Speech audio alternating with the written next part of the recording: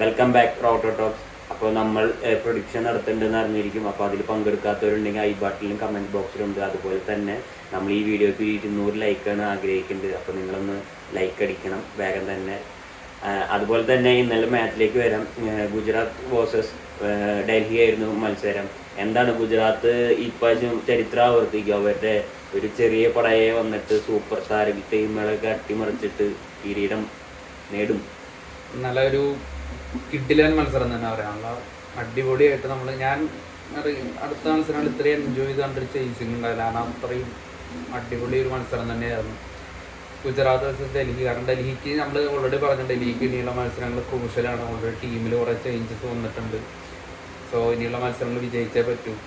അപ്പോൾ ഇനിയുള്ള 2 മത്സരങ്ങളും വിജയിച്ചാൽ മാത്രമേ ഡൽഹിക്ക് ഇനി പ്ലേ ഓഫ് ഉറപ്പിക്കാൻ സാധിക്കുള്ളൂ. എന്തായാലും മത്സരത്തിലോട്ട് വരാം. അപ്പോൾ ഇന്നലെ ഗുജറാത്ത് അവരുടെ പ്ലേ ഓഫ് സാധ്യത പ്ലേ ഓഫ് ഉറപ്പിച്ചിരിക്കുകയാണ്. അപ്പോൾ നിലവിൽ പോയിന്റുകളും 3-ാം സ്ഥാനത്ത് നിന്നൊക്കെ വിജയത്തോടു കൂടി ഡൽഹിക്കെതിരെ 10 വിക്കറ്റിൻ്റെ ഒരു മൃഗീയ വിജയം തന്നെ അവർ ഇന്നലെ സ്വന്തമാക്കിയിരിക്കുകയാണ്. മത്സരത്തോട്ട് വരുമ്പോൾ ആദ്യം ഗുജറാത്തിന് ടോസ് കിട്ടി. അവർ ഡൽഹി ബാറ്റിങ്ങിനൊക്കെയാണ് ഉണ്ടായത്. ഗുജറാത്തിൻ്റെ ബോളിങ്ങിന് അതിനിപ്പോൾ നോക്കി കഴിഞ്ഞാൽ സിറാജ്, പ്രസിദ്ധ് കൃഷ്ണ, അർഷാദ് ഖാൻ, അതുപോലെ കഗിസോറാബാദ്, അങ്ങനെ ഭയങ്കര ഒരു ശക്തമായിട്ടുള്ളൊരു പേസും അറ്റാക്കും, അതുപോലെ തന്നെ സായ് കിഷോറും റഷീദ് ഖാനുള്ളൊരു സ്പിന്നറെയാണ് ഉണ്ടായിരുന്നത്. ഡൽഹിയുടെ ബാറ്റിങ്ങിൽ നമുക്കറിയാം ഓൾറെഡി കുറച്ച് ചേഞ്ചസ് ഉണ്ട്. ഫ്രേസർ മെഹറിക്കില്ല. അപ്പോൾ ഓൾറെഡി അവർ KL രാഹുലാണ് ഓപ്പണിങ്ങിൽ വരിക നമ്മൾ പറഞ്ഞിട്ടുണ്ടായിരുന്നു മുമ്പ് തന്നെ. അപ്പോൾ ഇന്നലെ KL രാഹുലും ഫാഫ് ഡു പ്ലസിയാണ് ഓപ്പണിങ് ഇറങ്ങിയത്. ഫാഫ് ഡു പ്ലസി നിരാശപ്പെടുത്തിയെന്ന് തന്നെ പറയാം. അദ്ദേഹം 10 ബോളിൽ 5 റൺസ് മാത്രം എടുത്തിട്ട് ഇന്നലെ ഔട്ടായി പോകുന്നൊരു കാഴ്ച. അർഷാദ് ഖാൻ്റെ ആദ്യത്തെ 2 ഓവറുകൾ വെറും 7 റൺസ് മാത്രമാണ് അദ്ദേഹം വിട്ടു കൊടുത്തിട്ടുള്ളൂ. അദ്ദേഹത്തിൻ്റെ പെർഫോമൻസ് എടുത്ത് പറയണം. പിന്നീട് വന്ന അഭിഷേക് പോറലായാലും അക്സർ പട്ടേലായാലും ഒക്കെ ജസ്റ്റ് ഒരു സപ്പോർട്ട് കൊടുക്കുക മാത്രമുണ്ടായത്. അവരുടെ ആ ഒരു T20 ശൈലിയിൽ അത്ര ബാറ്റ് വീശാത്ത 2 ബാറ്റ്സ്മാൻമാരാണ് അഭിഷേക് പോറലായാലും അതുപോലെ തന്നെ അക്സർ പട്ടേലായാലും. അപ്പോൾ ഇന്നലെ KL രാഹുലിൻ്റെ മറ്റൊരു മനോഹരമായ ഒരു ക്ലാസി 100, അദ്ദേഹത്തിൻ്റെ ആ ഒരു വിൻറ്റേജ് സ്റ്റൈലിൽ, അദ്ദേഹത്തിൻ്റെ കുറേ നാളായിട്ട് നമ്മൾ മിസ് ചെയ്തിരുന്ന ആ ഒരു രാഹുലിൻ്റെ ആ ഒരു ഇന്നിങ്സ് നമ്മൾ മുൻപ് പറഞ്ഞുള്ള ഒരു കാര്യമാണ്. സെറ്റായി കഴിഞ്ഞാൽ, ക്രീസിൽ സെറ്റായി കഴിഞ്ഞാൽ, അദ്ദേഹം ഫുൾ ഫ്ലോയിൽ ബാറ്റിംഗ് സ്റ്റാർട്ട് ചെയ്ത് കഴിഞ്ഞാൽ ഏറ്റവും മനോഹരം KL രാഹുലിൻ്റെ ബാറ്റിംഗ് തന്നെയാണ് ഉള്ളത്. നല്ല അത് ആവർത്തിക്കുന്ന അല്ലെങ്കിൽ അതിനോട് സമാനമായിട്ട് മറ്റൊരു ഇന്നിങ്സ്, നല്ല ഒട്ടനവധി ബൗണ്ടറീസ്, അതായത് 4കളും കാര്യങ്ങളും വരുന്ന, 6-നേക്കാളും കൂടുതൽ 4ആണ് അദ്ദേഹത്തിൻ്റെ ബാറ്റിൽ നിന്ന് വന്നത്. എനിക്ക് 10-ലധികം 4കളാണ് അദ്ദേഹം അടിച്ചത്. അപ്പോൾ ഒരു ഭാഗത്ത് അദ്ദേഹം ശക്തമായി നിലയുറച്ച് നിന്ന് അവരുടെ ഏറ്റവും ബെസ്റ്റ് ബോളേഴ്സ്, അതായത് സായ് കിഷോർ ആയാലും പ്രസിദ്ധ് കൃഷ്ണ ആയാലും ഇവരൊക്കെ തെരഞ്ഞു പിടിച്ചടിച്ച് ഒതുക്കുന്ന ഒരു കാഴ്ച. നല്ല മനോഹരമായിട്ടുള്ളൊരു സെഞ്ചുറി, വളരെ ടിപ്പിക്കൽ KLRൻ്റെ ഒരു ഇന്നിങ്സ് തന്നെയായിരുന്നു ഇന്നലെ.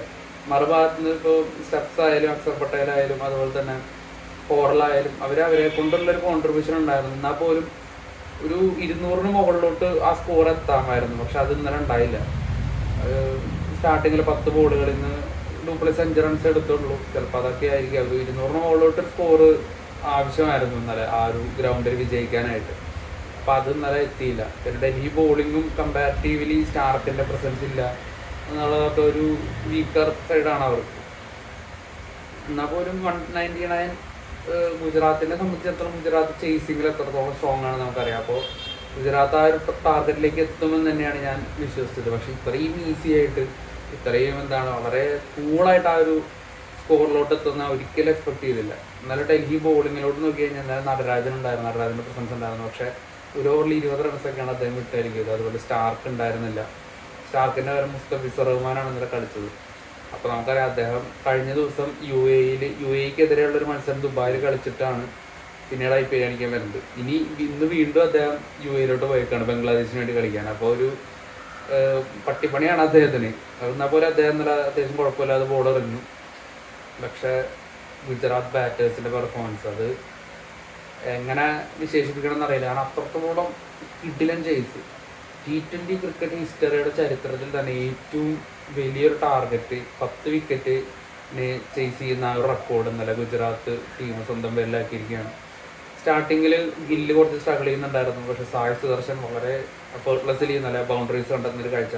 ഗുജറാത്ത് ബാറ്റിങ്ങിൻ്റെ ഏറ്റവും മനോഹാരിത എന്ന് പറയുന്നത് തന്നെ അവരുടെ ആ ഒരു ഓപ്പണിംഗ് പാർട്ട്ണർഷിപ്പാണ്. ഗില്ലായാലും സായ് സുദർശൻ ആയാലും അവരുടെ ഒരു പ്ലേയിങ് സ്റ്റൈൽ നമുക്കറിയാം. 2 പേരും പ്യുവർ ക്ലാസ് ബാറ്റ്സ്മാൻമാരാണ്. ക്ലാസിക് ഷോട്ടുകൾ കൊണ്ട് കളം നിറഞ്ഞ് കളിക്കുന്ന അപ്പോൾ അവരുടെ ആ ഒരു ഓപ്പണിംഗ് പാർട്ട്ണർഷിപ്പുകൾ, അവരെ 50+ പാർട്ട്ണർഷിപ്പ്, 100+ പാർട്ട്ണർഷിപ്പ്, എനിക്ക് തോന്നുന്നു ABD വില്ലിയേഴ്സ് വിരാട് കോഹ്ലി ആ ഒരു ഐക്കോണിക് ഡ്യുവോ കഴിഞ്ഞാൽ ഏറ്റവും കൂടുതൽ സെഞ്ചുറി പാർട്ട്ണർഷിപ്പുള്ള ഒരു ഡ്യുവോ ആയിട്ട് മാറിയേക്കാണ് സായ് സുദർശൻ അതുപോലെ ശുഭ്മാൻ ഗിൽ.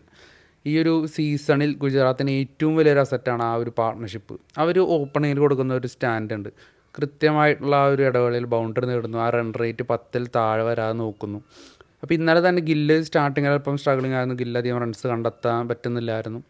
സായ് സുദർശൻ വളരെ ഈസി ആയിട്ട് ബൗണ്ടറീസ് കണ്ടെത്തുന്നു, അതും കൂടുതൽ ഫോറുകളാണ്. അപ്പോൾ ഫീൽഡിങ്ങിലെ ഗ്യാപ്പുകൾ കണ്ടെത്തി, ആ പഴുതുകൾ കണ്ടെത്തി അതിലൂടെ ബൗണ്ടറീസ് നേടുന്ന ആ ഒരു സുന്ദരമായിട്ടുള്ള ഷോട്ടുകളുടെ മനോഹാരിത എല്ലാം കൊണ്ടും നല്ല രസമാണ് ഈ ഗുജറാത്തിൻ്റെ ഒരു ചേസിങ് കാണാനായിട്ട്. ഇപ്പോൾ ബട്ട്ലർ കൂടി ഇറങ്ങേണ്ടി വന്നു കഴിഞ്ഞാൽ കുറച്ചുകൂടി അതിന് ഒരു ഭംഗി കൂടുമെന്നേ ഉള്ളൂ. അപ്പോൾ ഇന്നലെ അതിൻ്റെ ആവശ്യം ഉണ്ടായിരുന്നില്ല. വളരെ 10 വിക്കറ്റിൻ്റെ ഒരു മൃഗീയമായിട്ടുള്ള വളരെ ഒരു ട്രൈം വിക്ടറി എന്ന് തന്നെ പറയാം. ആ ഒരു ഡൊമിനേഷൻ അവർ കാണിച്ചു തന്നു. ഒരു ഓവർ ബാക്കി നിൽക്കെ 6 അടിച്ചുകൊണ്ട് കളി ഫിനിഷ് ചെയ്യുന്നു. സായ് സുദർശൻ സെഞ്ചുറി അടിച്ചിട്ട് പോലും ഒരു ഹെൽമെറ്റ് ഊരിയുള്ള വലിയ സെലിബ്രേഷൻ കാര്യങ്ങളൊന്നും ഉണ്ടായിരുന്നില്ല. അപ്പോൾ വളരെ കംഫർട്ടബിൾ ആയിട്ടുള്ളൊരു വിക്ടറി. അപ്പോൾ സായ് സുദർശൻ നല്ല സെഞ്ചുറി നേടി, അദ്ദേഹം തന്നെയാണ് നല്ല പ്ലെയർ ഓഫ് ദ മാച്ച്. അപ്പോൾ ഗില്ല് തുടക്കം കുറച്ച് സ്ട്രഗ്ലിംഗ് ആയിരുന്നു, പക്ഷേ പിന്നീട് ഗിയർ ചേഞ്ച് ചെയ്ത് അദ്ദേഹം ഏറ്റവും കൂടുതൽ സ്ട്രൈക്ക് റേറ്റിൽ കളിച്ചത് ഗില്ലാണ്. അപ്പോൾ ഇന്നലെ അദ്ദേഹത്തിന് ഒരു സെഞ്ചുറി കിട്ടിയില്ല. എനിവേ ഒരു കിടിലൻ മത്സരം തന്നെയായിരുന്നു എല്ലാ അർത്ഥത്തിലും. നല്ലൊരു ഫസ്റ്റ് ബാറ്റിംഗ്, നല്ലൊരു ഒരു സെഞ്ചുറി കണ്ടു, സെക്കൻഡ് ബാറ്റിങ്ങിൽ ഒരു സെഞ്ചുറി വന്നു. അപ്പോൾ KL രാഹുൽ നേടിയ സെഞ്ചുറികളിൽ 2 എണ്ണവും ഇങ്ങനെ ലോസിംഗ് കോസിലായി, അദ്ദേഹത്തിൻ്റെ ഒരു നിർഭാഗ്യം തന്നെ പറയാം. അതുപോലെ സായ് സുദർശൻ നേടിയ 2 സെഞ്ചുറികളും വിന്നിംഗ് കോസിലോട്ട് മാറിയിരിക്കുകയാണ്. അപ്പോൾ സായ് സുദർശൻ ഇപ്പോൾ ഓറഞ്ച് ക്യാപ്പിൽ 1-ാം സ്ഥാനത്തും ഗില്ല് 2-ാം സ്ഥാനത്തുമായിട്ട് നിൽക്കുകയാണ്. അപ്പോൾ എല്ലാം കൊണ്ടും ഗുജറാത്തിൻ്റെ ഒരു കംപ്ലീറ്റ് പെർഫോമൻസ് തന്നെയായിരുന്നു ഇന്നലെ. ഡൽഹിക്ക് ഇനിയുള്ള 2 മത്സരങ്ങളും വിജയിച്ചേ പറ്റൂ. അതിലൊന്ന് പഞ്ചാബായിട്ട്, ഒന്ന് മുംബൈ ആയിട്ടാണ്. അപ്പോൾ മുംബൈ ഡൽഹി മത്സരം തന്നെയായിരിക്കും ഈ സീസണിലെ ഒരു പ്ലേ ഓഫ് നിർണ്ണയിക്കുന്ന ഒരു മത്സരം. അത് ബുധനാഴ്ചയാണ് നടക്കുന്നത്. ആ ഒരു മത്സരത്തോടുകൂടി പ്ലേ ഓഫ് ചിത്രങ്ങൾ വ്യക്തമാവും. അതിനുശേഷമുള്ള പഞ്ചാബ് ഡൽഹി മത്സരവും അതുപോലെ തന്നെ മുംബൈ പഞ്ചാബ് മത്സരവും, അത് രണ്ടും ഒരു റിസൾട്ടിനെ പ്രത്യേകിച്ച് ബാധിക്കാത്തൊരിതായിട്ട് മാറും. സ്ഥാനങ്ങളിൽ വ്യത്യാസം വരാം, പക്ഷേ ആ ഒരു പ്ലേ ഓഫ് സ്പോട്ടിന് മാറ്റം വരാൻ ചാൻസ് ഇല്ല. പിന്നെ LSG ആണ്. LSGയുള്ള 3 മത്സരങ്ങളും വിജയിച്ച് വന്നാലാണ് അങ്ങനത്തെ ഒരു സാധ്യത അവിടെ നിലനിൽക്കുന്നുള്ളൂ. എനിവേ ഡൽഹിയുടെ സാധ്യതകൾ നമുക്ക് എന്തായാലും ബുധനാഴ്ചത്തോടെ അറിയാൻ പറ്റും. മുംബൈയുള്ള മത്സരത്തോടുകൂടി ഡൽഹിക്ക് ഡു ഓർ ഡൈ മത്സരം തന്നെയായിരിക്കും അത്. എന്തായാലും ഗുജറാത്ത് അവരുടെ വീണ്ടും ഒരു പ്ലേ ഓഫ്, അത് ഗില്ലിൻ്റെ നേതൃത്വത്തിൽ വീണ്ടും ഒരു പ്ലേ ഓഫിലോട്ട് എത്തിയിരിക്കുകയാണ്. പക്ഷേ പ്ലേ ഓഫിൽ ബട്ട്ലർ ഉണ്ടാവില്ല എന്നുള്ളൊരു സംഭവം ഉണ്ട്. അത് അവരെ എങ്ങനെ അതിനെ റിക്കവർ അല്ലെങ്കിൽ അതിനെ എങ്ങനെ മറികടക്കും, കുശാൽ മെൻഡിസ് ബട്ട്ലറിൻ്റെ ഒരു പകരക്കാരനായിട്ട് അദ്ദേഹം ചെയ്ത റോള് ചെയ്യണം എന്നുള്ളത് ഒരു വലിയൊരു ടാസ്ക് തന്നെയാണ്. അത് അദ്ദേഹം ചെയ്യുമോ ഇല്ല എന്നൊക്കെ നമുക്കിനി കണ്ടറിയാം. എന്തായാലും KL രാഹുലിൻ്റെ വലിയൊരു എഫേർട്ട് കൂടി ഈ സീസണിൽ പാഴായി പോവോ ഇല്ലയോ നമുക്കറിയില്ല. എന്തായാലും അദ്ദേഹം ഡിസേർവ് ചെയ്യുന്നൊരു ടീമിലോട്ട് അദ്ദേഹം എത്തുന്നില്ല എന്ന് തന്നെയാണ് എനിക്ക് തോന്നുന്നത്. കാരണം ബാക്കി പ്ലേയേഴ്സിൻ്റെ ഒരു സപ്പോർട്ട് അത് പഞ്ചാബിലായിരുന്നപ്പോൾ അദ്ദേഹത്തിന് കിട്ടിയിട്ടില്ല. ഏറ്റവും കിട്ടിയത് LSGയിലായിരുന്നു. പക്ഷേ അത് അദ്ദേഹം പിന്നെ അവിടുന്ന് പോരേണ്ടി വന്നു. ഇപ്പോൾ വീണ്ടും ഡൽഹിയിൽ ആ ഒരു ബാറ്റ്സ്മാൻമാരുടെ സപ്പോർട്ടിൻ്റെ ഒരു കുറവ് അദ്ദേഹത്തിനുണ്ട്. അപ്പോൾ എന്തായാലും ഇനിയുള്ള മത്സരങ്ങൾ നമുക്ക് നോക്കി കാണാം, എന്താ നടക്കട്ടെ. ഇനിയിപ്പോൾ അടുത്ത പോലെ നോക്കാം, ഏതെങ്കിലും ടീമിലേക്ക് കൈമാറാം. അല്ല, ഡൽഹി തന്നെ പ്ലേ ഓഫിലോട്ട് എത്തില്ല എന്ന് നമുക്ക് അറിയാൻ പറ്റില്ല. ചിലപ്പോൾ മുംബൈക്കെതിരെ ഒരു ശക്തമായി തിരിച്ചു വന്നു എന്താ പറയുക. എന്തായാലും പോരാളികൾ എന്തായാലും വിട്ടുകൊടുക്കില്ല. അപ്പോൾ നമ്മുടെ വീഡിയോനെ പറ്റിയുള്ള അഭിപ്രായങ്ങൾ ഉണ്ടെങ്കിൽ എന്തായാലും കമൻ്റ് ആയിട്ട് ഇടുക.